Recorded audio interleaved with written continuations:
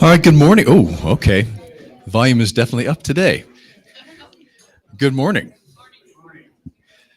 So, we are going to dive into chapter 3 of the story, going through a number of chapters in the book of Genesis today. So, if you have a copy of the story, we'll go through that.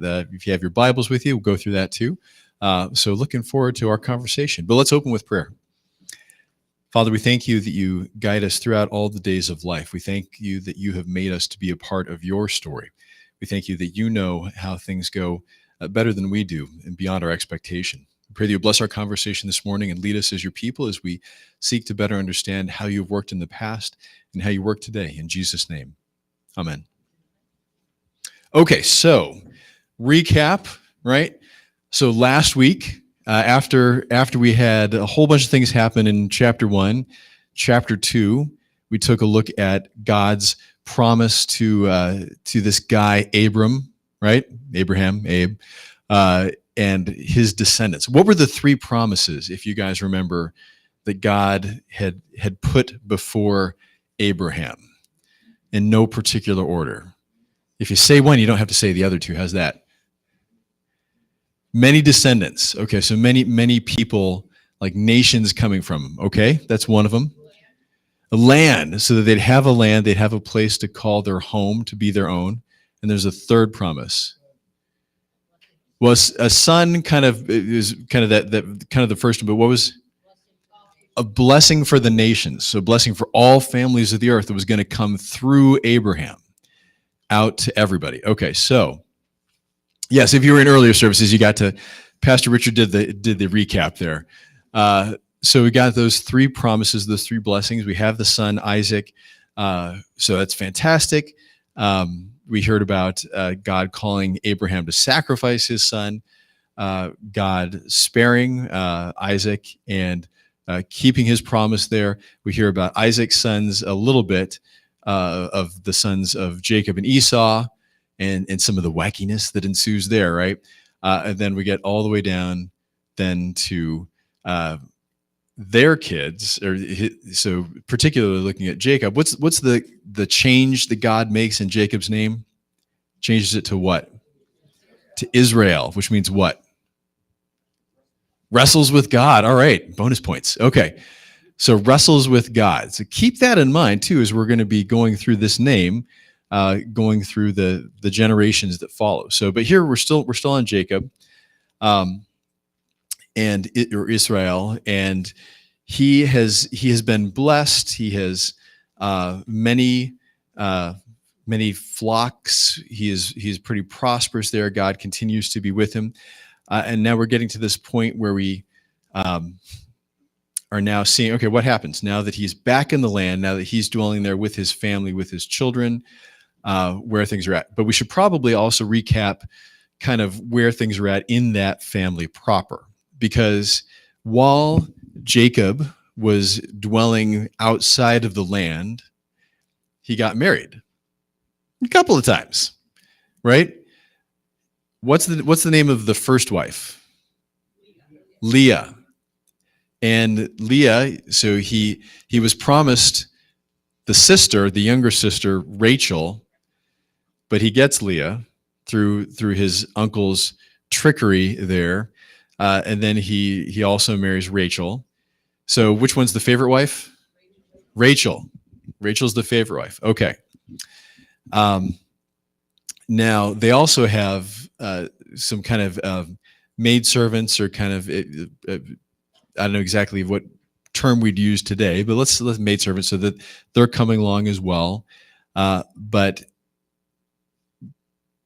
Rachel doesn't seem to be able to have kids, right? So Leah, right, the older of the sisters, the less favored wife, is the one that has kids. And she's hoping, okay, well, if I have kids, then maybe if I bear sons, Jacob's going to love me. But as we go across the kids here, right? Each of the kids has a different name. We're not going to get a chance to go into them. Reuben's the oldest. Remember that one. And Simeon, Dan, Judah is the fourth. But Judah, that sounds like a familiar name. I wonder if he comes up later. So we've got those, but then there aren't kids. So Rachel, because like we saw last time, thinks, well, what if I take things into my hands? So okay, so Jacob, have my maidservant to bear children for me. So she has a couple kids. Leah, she gives her maidservant to Jacob. A couple kids there. All right, great. Finally, though, God blesses Rachel with a son, and his name, Joseph. And he shows up big in this week in chapter 3. So we'll talk about that. So then they return back to the land, and then when they're in the land in Canaan, Rachel has another son, Benjamin. So the youngest of these brothers. So there's a bunch of stuff that happens. We're not going to have a chance to go through all of those things, but as we get into if you go to Genesis chapter 37, is where we're going to be starting off if you're going through the scripture there. But in the story, right, chapter 3 is starting off where Jacob is there with his brothers, he's there with his children, and Joseph is about 17 years old at this time. And what we hear is that he's, maybe when he's a little bit younger, he's with some of his brothers. So the concubines or the maidservants, Bilhah, Zilpah, and their 4 kids. Joseph brings this bad report. Don't know if it's like a tattling thing or if just something happened. He's letting his father know what happened. And so does this make Joseph popular with the brothers? No. That's just a subset of the brothers, right? Joseph is clearly his father's favorite son. And when you have, at that point, at least 10 other brothers, that's probably not, and they know it. They know that he's the favorite. Because what is one of the things that his father gives to Joseph? The coat, right? The Technicolor Dreamcoat, if you follow 70s musicals. But so he's got this very ornate coat. So a very expensive thing. So he's clearly the favorite. Now, okay, that's all that. Not a great scene. But then what happens? Joseph has dreams. And in these dreams, right, he has these 2 different dreams. One of them that he sees he's with his brothers, they're binding up sheaves as they're harvesting in the fields, and then their sheaves are bowing down to his sheaf. That's not going to be popular with them, right? And he has this other dream that, okay, well, in this one, the sun and the moon and 11 stars were bowing down to me. So how many brothers does he have? 11. How many parents does he have? 2. But they're all bowing down to him. And so the brothers, one, they were already jealous. Now they're more jealous. So I don't think, and the Bible doesn't say one way or another here, I don't think Joseph is telling this to them like as a bragging kind of thing. Maybe he's kind of naive in relaying these things and maybe kind of unaware of the dynamics of the situation. Although I don't think that, I think they probably would have maybe let him know that they weren't super keen on where things were at. But so the brothers are jealous. So Israel, Jacob, his father, when he hears about this second dream, he keeps it in mind. He still says, okay, check yourself, boy, right? Because I'm still the father, you're still the son. But he remembers this. Okay, so that's kind of laying the stage for everything else that's going to be happening. Any questions so far? Okay, so we get to this thing. So we, in Genesis 37, you read in chapter 3 in the story there, when we get a sense of the flocks that Israel has, right? It's substantial. It's so substantial that the boys, like the older boys, are taking the flocks, they're shepherding, and they're kind of traveling across the entire land of Canaan. So they're way up in the north when Jacob calls Joseph to him and says, okay, go and check in on your brothers and see how they're doing. So go. And he travels up to probably like 40 miles or so to the north plus Gets to this place and then sees this guy who sees him just kind of wandering around. It's like, what you doing? You're looking for like a big flock? Oh yeah, it's my brothers. Da, da, da. And they're not here. They went along. So about another 20, 30 plus miles up to the north. So go on up there. So he goes, he finds him. Great. But as the brothers are there and they're kind of looking out, and there's this guy coming. How do they know it's their brother Joseph? He's got that coat. That coat keeps causing problems. So he sees them coming. They come up with this idea. You know what? We're a long way from home, and things happen. Things happen to people. The world is a dangerous place. There's all these wild animals and stuff. And you know what? How about we kill him and get rid of him, so he's no longer this thorn in our side? And you know what? Dear old daddy doesn't have to know. We take the coat and we tear it up. We say, okay, something got to him. All right, now pay attention here. So the oldest of the brothers, Reuben. So if you're looking at verse 21 in Genesis 37, right? He says, you know what? Let's not kill him. We don't need to kill him. Let's throw him into this empty well here and just kind of put him off to the side, or the cistern, the pit, right? Why is Reuben so generous here? Well, he's the oldest, right? He's supposed to be watching out for his other brothers, but he is not the best in that regard. So he's the oldest. He says that. All right. So he ostensibly kind of goes off or something like that. The rest of the brothers, when Joseph, when he gets there, they take his coat, they throw him into the pit, they tear up the robe, and okay, then what do? Verse 25 in Genesis, they sit down to have a meal. But you just threw your brother in a pit, why not have a nice feast or something like that? So they're sitting down, they're having their meal, and I don't know, maybe Joseph is down in the pit saying, "Hey guys, I don't know if you just threw me in. If you just threw me in a pit. Maybe bring me out of here. If it smells good, maybe throw something down." So they're having this meal, and then conveniently these spice traders come along, who are journeying ostensibly they're on a trade path, because remember, like we talked about last week, so the land of Canaan is in this key spot where people would kind of go back and forth if they're going to Egypt or going up to the north or to the east. Then Judah.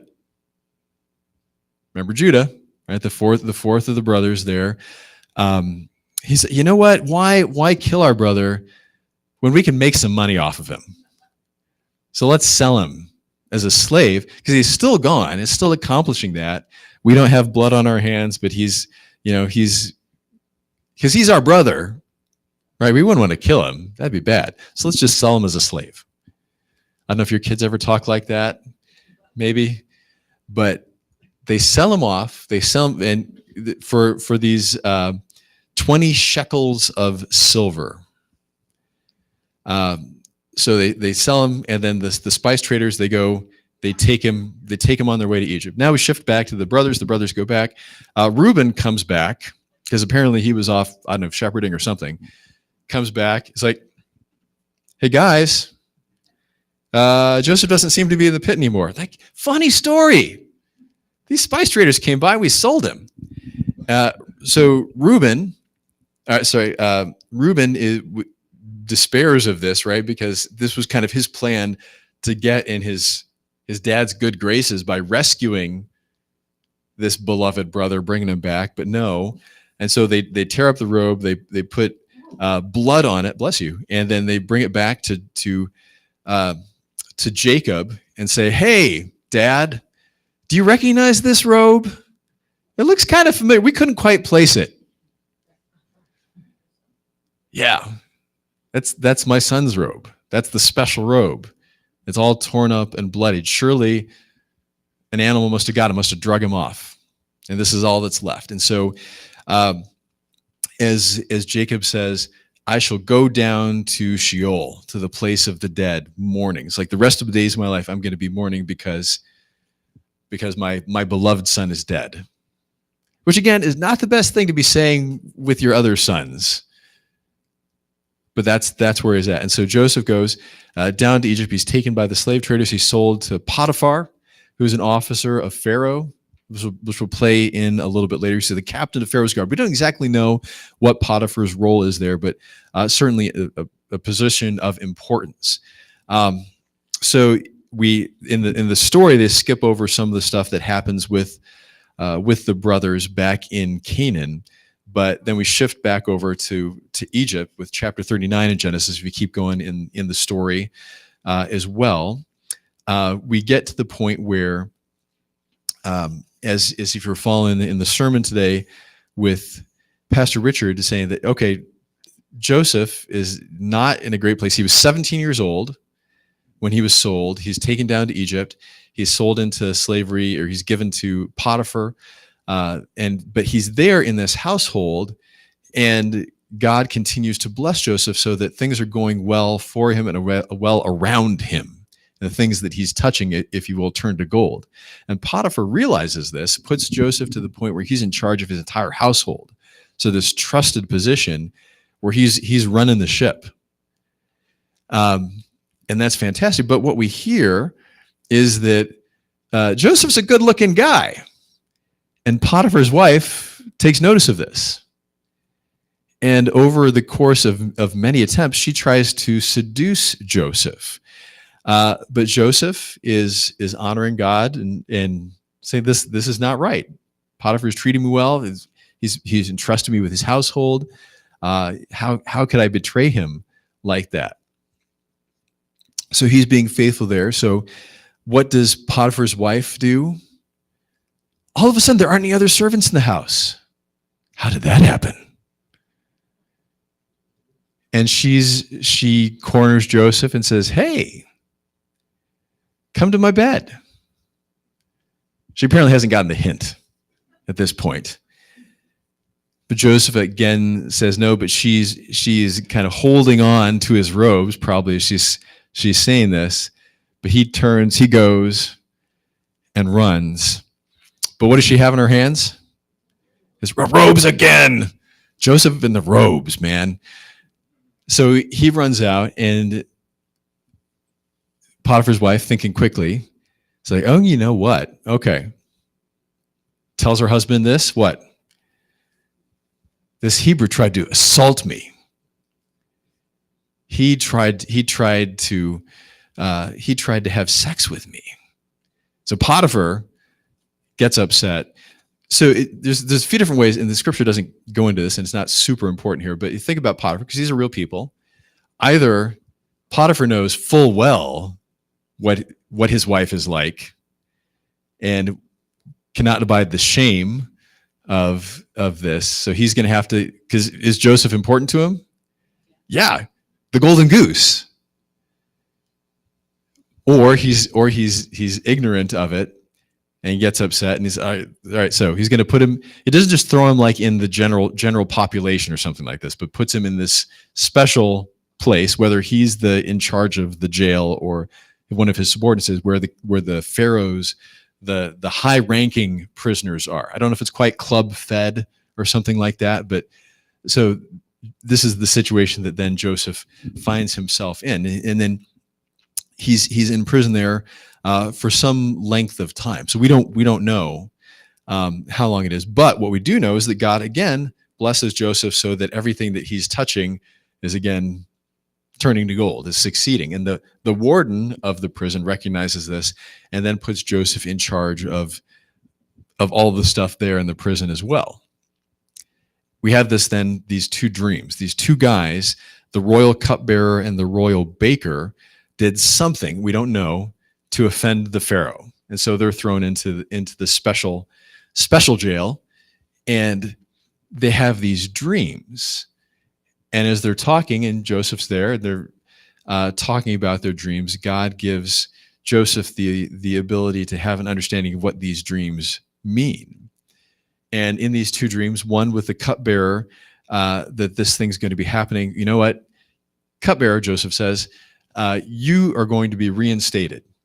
You're going to go back into Pharaoh's good graces. Congratulations, good stuff. The baker's like, hey, what about me? Do me. And the baker's dream is not as favorable. So yeah, Pharaoh's going to bring you back out, but you're going to die. You're going to be killed. And it happens. It happens the way that Joseph has said. So Pharaoh's birthday, right? There's this big feast and celebration. And the cupbearer is so happy that he what? Forgets all about Joseph for 2 more years. So think about it this way. He was 17. Joseph was 17 when he was sold into slavery. And then we have now about a period of maybe 7+ years where he's at Potiphar's house. Then Potiphar's wife lies about him. He gets thrown into prison. And then he has this interpretation of dreams. Then there's 2 more years. So this is now probably at least 9 years have passed. So he's probably about 26 or so, at least. So things have not been great for this time for Joseph. But then what happens? Pharaoh has a dream. Pharaoh has this dream. He can't figure it out. He sends to his various wise men, and nobody is able to interpret it for Pharaoh. The cupbearer is like, hey, this is bringing something. I forgot something. I forgot to write it down. What was it? Oh, Joseph. Yeah. 2 years. I wonder if he's still in prison. So the cupbearer tells Pharaoh that, hey, I know this guy, and he can give you the interpretation of the dreams. Pharaoh brings him out, has him cleaned up, has him shaved up, maybe his head shaved too, because this is Egypt. I can make him presentable, and he goes, and they bring him out. Pharaoh tells the dream, and Joseph says, it's not me that's giving you the interpretation of the dreams. It's God. And so after all this time, Joseph is still trusting that God is the one who's providing, who's giving him what's needed, right? So he has this dream about these, what? Skinny and fat what? Cows, and then also what? Grains. It's like these ears of grains, right? So there's going to be 7 beautiful, fat, plump livestock, and then these 7 skinny, nasty, disease-looking ones come up and eat the fat ones. Kind of in both of these dreams. So both dreams pointing to the same thing. So Pharaoh, here's the deal. There's going to be 7 years of bounty, of great stuff. And then there's going to be 7 bad years where all the bounty is going to be eaten away. And Pharaoh's like, you know what? I like you, kid. You sound like you have it together. You've been able to tell me this. I'm going to make you my deputy. I'm going to put you in charge of everything else. Talk about a meteoric rise from prison to the palace. It says, okay, you're going to be the governor of Egypt. You're going to be the one that's in charge of getting all this together. So he does. Joseph puts everything together. He gets these storehouses ready. And then, yes, as the dream indicated in Joseph's prophecy of interpretation of that dream, that there's going to be these 7 great years, and there's 7 great years. There's plenty of bounty. So what does Joseph do? So he's acting as the agent of Pharaoh, as the people are having all this bounty. They tax them in the produce, right? So the crops that they're bearing. So a percentage of everything that's being harvested goes to Pharaoh. It gets stored away in these stored houses. So it goes this way for 7 years, and then it shifts. The 7 good years are done. The 7 famine years begin. The people wear out their food. Then where do they have to go for food in Egypt? To Pharaoh. And what does Pharaoh do? Or what does Joseph do? Sell it back. Tax them on this side, sell it to them on this side. And that's how this is working. So that, yes, there's plenty of grain in Egypt because they've been storing it up. And so they're selling it back to the people. So then, okay, so this is where Joseph's at. This is where everything's at over there. Now we get back over to Canaan, and there's famine in Canaan too. and Jacob and his sons are there. They're running out of food, but they hear there's food where? In Egypt. So, hey, boys, head on out. Head on out to Egypt. Go buy grain for us and come back so that we don't starve to death. So the 10 older brothers, they go. Benjamin stays home because who's Benjamin? The baby. He's the youngest, right? The second and only remaining child, as far as Jacob knows, from his beloved wife Rachel, because she dies in childbirth.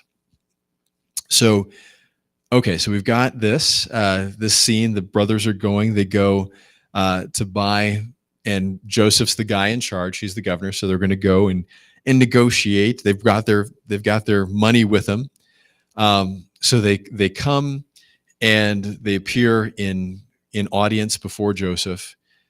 But did they recognize him? No. Why would they? Because how long's it been at this point? Like 20 years.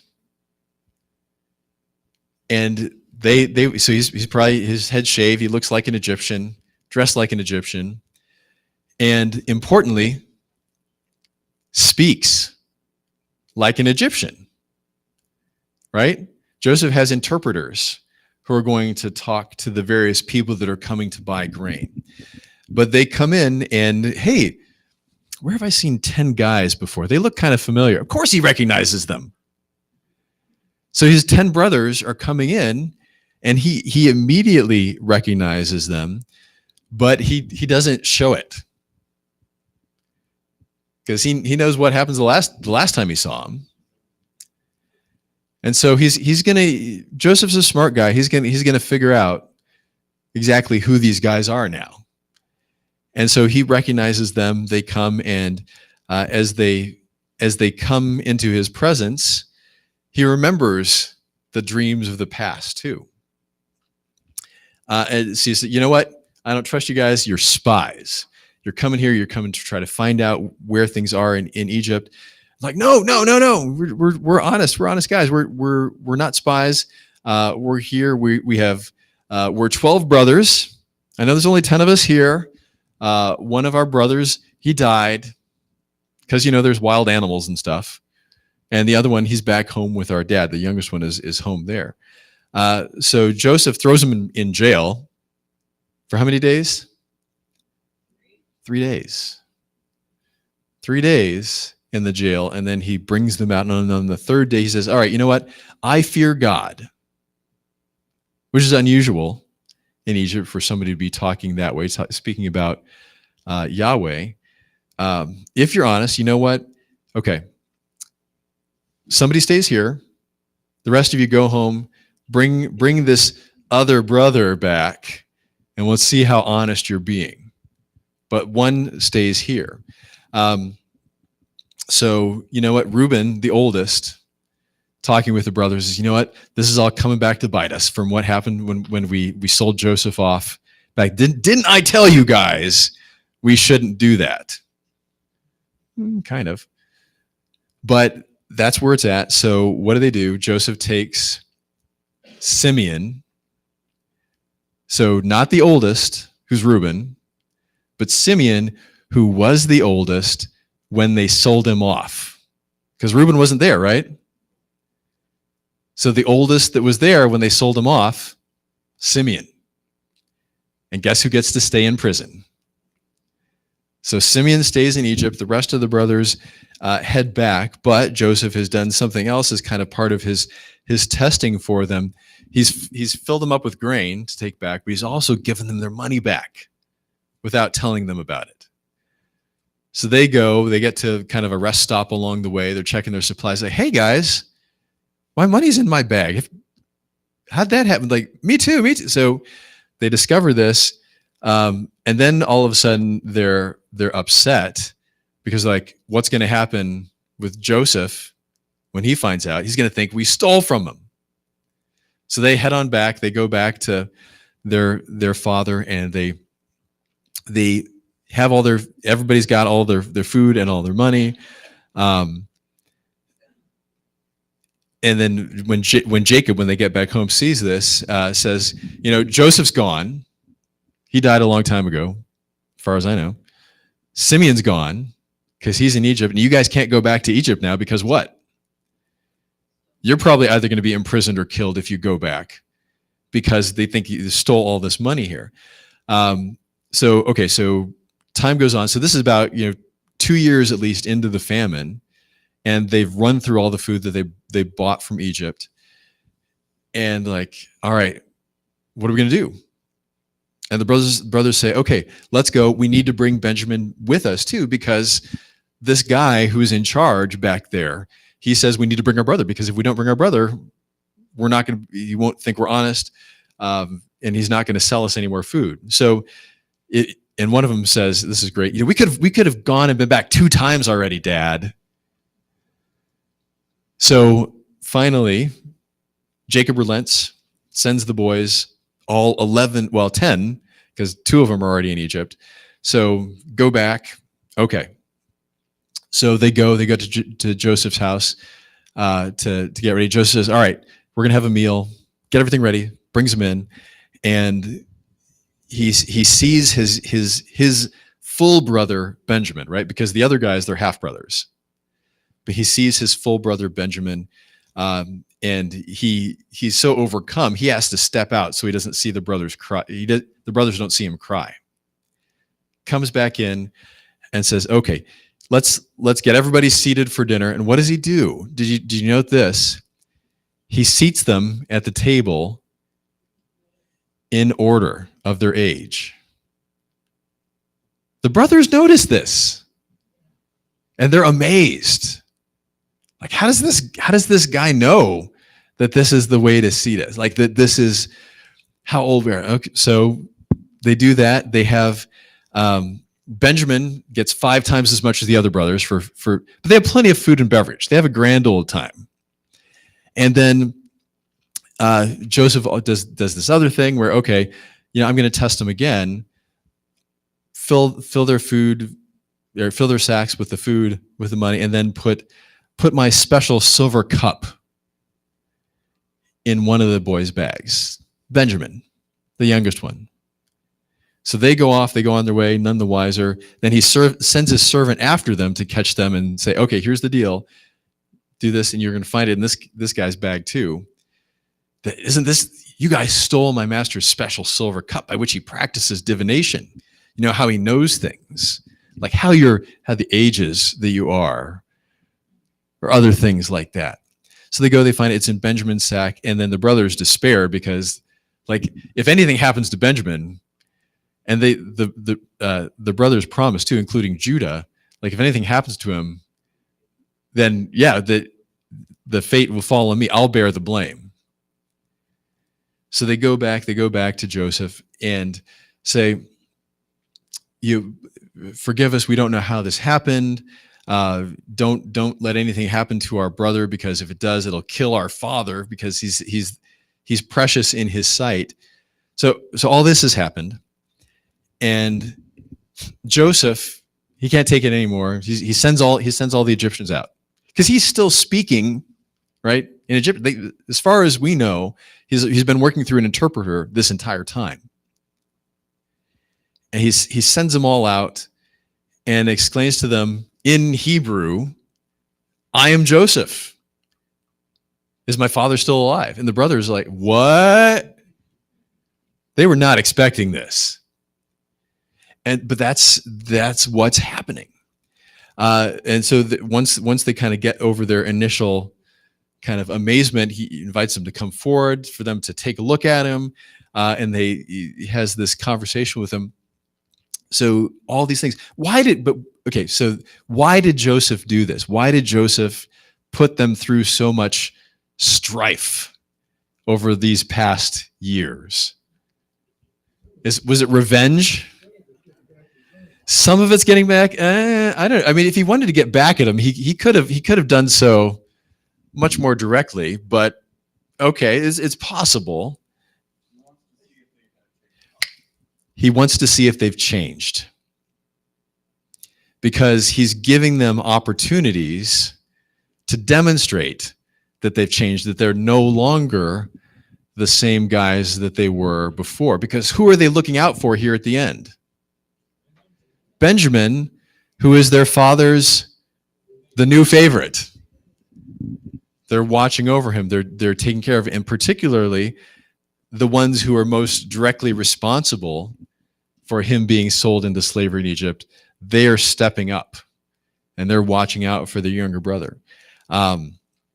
So then, kind of going through a bunch of stuff here real quick, Joseph says, "Okay, go back, bring my father, bring him down. You're gonna have place to live here in Egypt." And it does. So they talk to Jacob.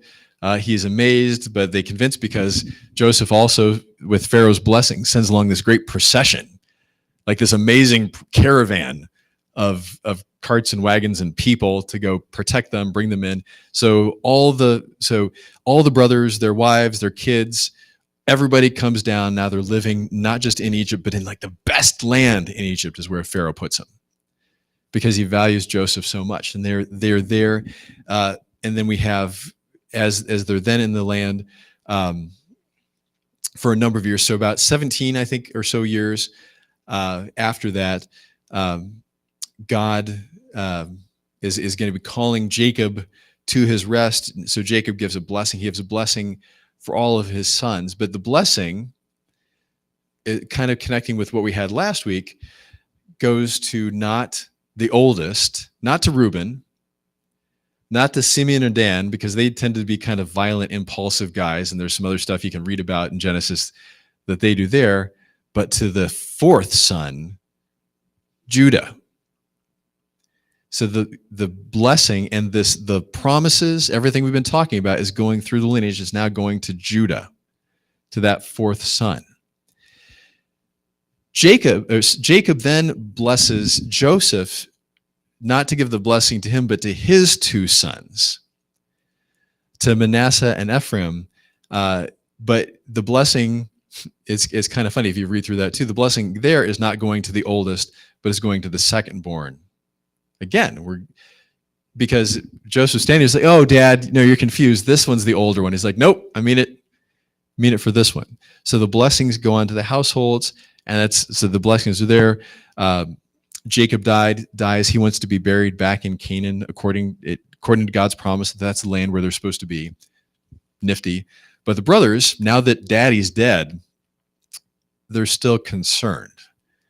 Like, we don't have Dad to protect us anymore. Now Joseph is going to bring his revenge. So they send a messenger to him. Say, "Hey, you know what? Before he died, Dad said, be really nice to your brothers." I mean, Joseph, I think at that point, is obviously everything had been forgiven, and he was not going to do anything. But he gathers them together, and then they have kind of further reconciliation there. And he says, and this is important. This is kind of the main thing to take out of this. When he brings them back, he says, you go to chapter 50 of Genesis, verse 19.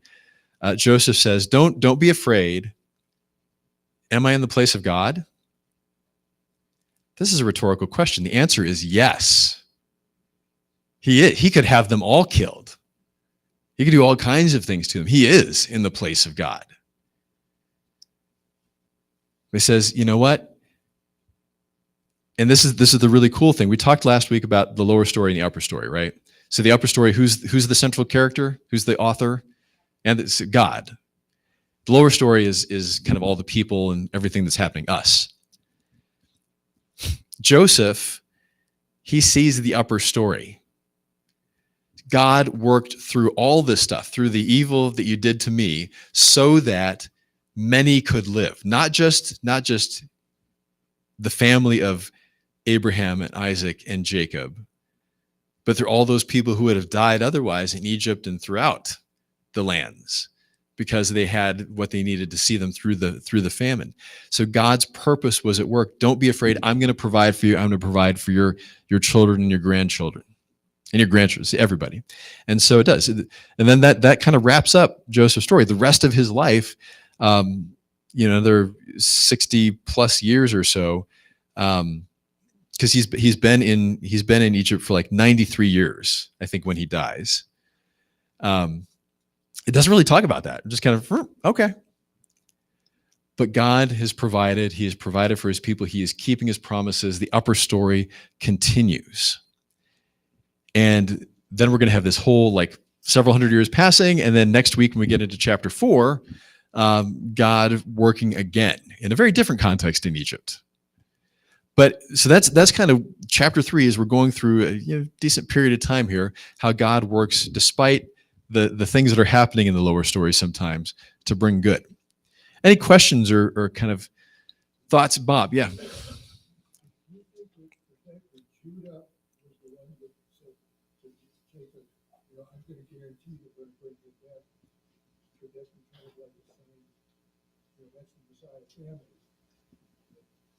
It could be, because Judah is the one who's promising to his father when they go back to Egypt that I pledge on my own family that we're going to bring him back. Possibly, there's definitely a swing between Judah when Joseph is sold off, and then that kind of assurance, but the faithfulness, yeah. His 3 older brothers didn't help the situation though. Yeah.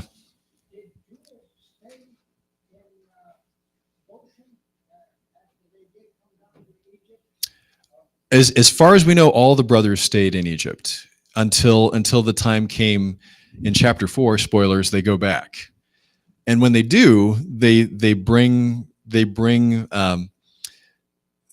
So they go back. They have this funeral procession. They bury Jacob back in the place of the burial of his forefathers, but then they bring Joseph back as well later on when the people leave Egypt. Mm-hmm. Chapter 38. That's all in Canaan. So chapter 38 and the brothers, they're in Canaan still. They haven't gone to Egypt yet. And that Joseph is in Egypt, but the brothers are still in Canaan. And